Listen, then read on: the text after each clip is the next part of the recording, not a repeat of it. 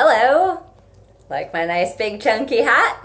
I thought that I would talk a little bit about how to make one. There's 9 days left as of the time that I'm recording this before the big march on Washington for women's rights and lots of rights. And I'm sure you've already heard, if not from friends, then at least through your local or national media about this thing called the pussy hat. You can go to pussyhatproject.com for loads more patterns and information. And I crochet way faster than I knit, and so I wanted to come up with a great looking crocheted hat so I could make as many as possible before the marches all around the world on the 21st. And so I thought that what I would do is I'm going to flip the camera around and demonstrate a little bit about how this hat is made. So I'm kind of, see, it's got like the pointy ears. It's super simple to make these hats. I'm going to walk you through the way that I do it, but you'll be able to find other patterns if you just Google or if you go to the pussyhatproject.com website. I'm doing this a little bit differently. I'm going to have my computer here, hoping that as I do this live, I can see your comments as I go, because I won't be looking at my screen because the camera will be facing my hands.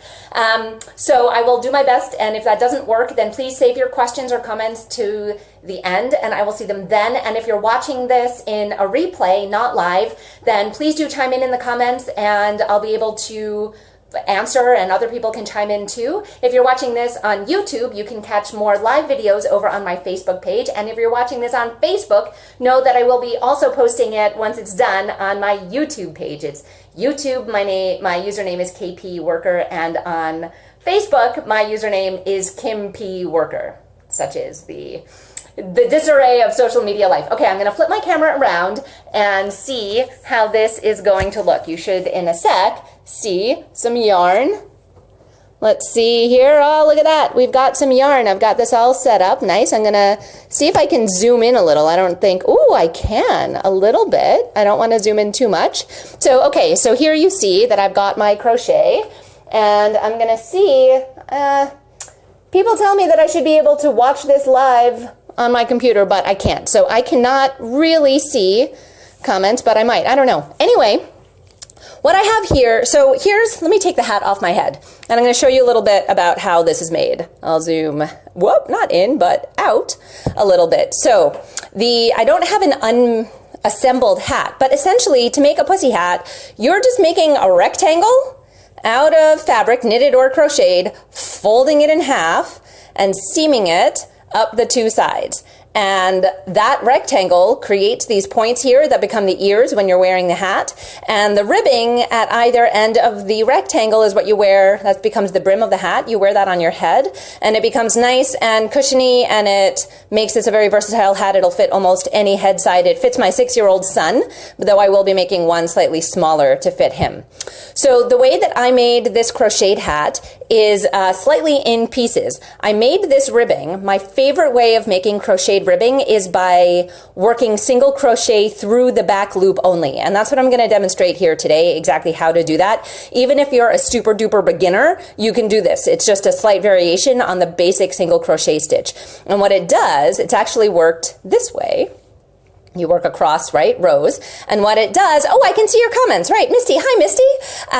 What it does is it creates ribbing, and it's worked in rows this way, and nice and super stretchy, and it comes back together again really nicely. And so then once you're done making the width of the hat, we're not working in the round, we're working this flat. So you make the width of the hat this way, about 8 inches of ribbing, and then you pick up stitches along one edge of the ribbing to make the body of the hat going this way. And what you end up with, if you picture this as a kind of rectangle, is you have your basic stitches. I used half double crochet, but you could use double crochet or really any stitch you want. You work up to the other side of the hat, and then separately you make another band of ribbing and you just whip stitch it to the end of the hat. Then you fold the rectangle in half, seam it up the sides, and you have yourself a hat. I made this all in an evening last night. This is super bulky weight yarn. I made this chunky hat in Lion Brand Woolies Thick and Quick. I also, I don't have it here with me right now, but I also have made this in a worsted weight yarn, and that's what I'm going to demonstrate to you with right now. So this yarn is Cascade 220.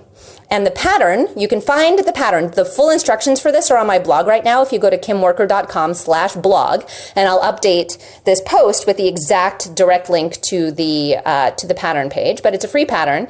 So what I'm showing you here is how to make the single crochet through the back loop only. And you can see already I've only made a few rows, but it's nice and stretchy. And if I turn it this way, you'll see that it becomes the ribbing as it will be oriented in the hat, but I'm just working around. Now, something else too, lots of my beginner students often ask me about curling. Single crochet always curls. When you're making like just a swatch or something, the corners curl up. That is normal. It just does that. Thankfully, we usually don't just need a square that's small of single crochet, so it doesn't really matter that it curls, and as you work it, it uncurls. But here's what we're gonna do. I'm midway through a row, and I'm just gonna kind of hook myself up here. Haha, see what I did there? I said hook myself up. And I'm just gonna show you how to work single crochet through the back loop only. So here's first things first. I'm not sure about the video quality here, so I'm gonna try to zoom in and hope that my camera will sort of auto focus. Oh, it's not. Okay, let me zoom out again, so this will hopefully remain in focus. So I'm gonna take my hook out, and we're gonna look at the very top of the stitches that we've made. And you can see that, right, crochet stitches look like a V on its side. And when we're writing crochet instructions, we refer to the front loop of the stitch, that's the loop closest to your body, and the back loop. Whoop, it's hard to orient this. Sorry, I'm looking through my camera, not at the actual stitches. The back loop is the loop of the V that's far away from your body, right? Ordinarily, when you crochet, you insert your hook through both loops of the V, and I'm going to separate it out here so you can just sort of see the metal of my hook kind of poking through there a little bit in the middle, right? So my hook is currently inserted through both loops of the V, and that's normally how you would crochet. But in order to get the nifty ribbing effect, the only difference that you do is instead of inserting your hook through both loops of the V of the stitch from the previous row, is you insert your hook, I have to, sorry, bend down just so I can see this, through the back loop only. So see, there's only one loop of the V on my hook right now. And if I kind of twist this around, you can see the unused front loop right there. And by only working in the back loop, when you know you're done and you flip your work around and everything, that alternation creates the nifty texture of the ribbing. So I'm going to show you exactly how to do that. I'm going to insert my, there we go, we're all sorted here. I'm going to insert my hook into my working yarn. And then, sorry, I just need to bend down so I can properly see this. So I'm going to talk a little bit louder. Hope it doesn't sound like I'm shouting, just so the microphone of my phone picks this up. And I'm going to find, here's my next stitch. I'm going to insert my hook through the back loop only, pull up a loop, and then complete the single crochet stitch as usual, right? And now that might look a little bit loose there. You can see as I tug on the stitch, that back loop seems loose, but it doesn't stay that way. So no worries at all. So I'm going to make another one. Okay, it's kind of like you're just sticking your hook into the center V of the stitch, and we're going to complete the stitch that way. And I'm just going to do that a couple more times till I get to the very last stitch, because that one might be a little bit tricky. So the one I'm working in now, hopefully my camera's focused enough, you can see that it looks like it might have been the last stitch. There's nothing super obvious right in here about where I should be working that stitch. However, if I were to remove my hook, you would see that, wait a minute, I haven't fully completed that row. There's a big jog right there. There's like an empty space. So just dig around for it. Brute force finding of the final stitch of the row. You've just kind of got to use your fingers in there, tug the stitches around. It's just the nature of how this works. Jam your hook. You'll be able to see it when you're looking at your own work. Jam your hook right in there, snag that back loop, and complete your single crochet. Then you just chain one, turn your work over, and work back the other way. And what you end up with is this great ribbing. Now in this pattern as well, it'll eventually tell you, right, you work about 8 inches of this. That becomes the part that goes across your forehead, say. To work the body of the hat up from there, you turn your work 90 degrees to work along, here, let's make it this way so it would be as if it's here. So, right, your working loop is here.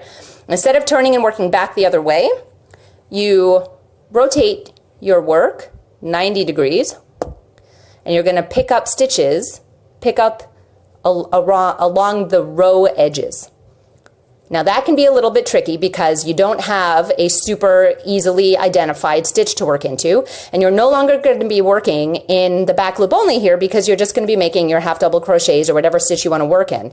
The key to picking up stitches in each row edge is to simply place them consistently across the row. Doesn't matter, you can make it up as you go along. There's an obvious place sort of like right in here where like, right, that's just an obvious place, so you work there, but then you need to find a place between that spot and the next spot where you find that easy hole to make a stitch. And as long as you place your stitch consistently in that spot across your row, you're going to be fine.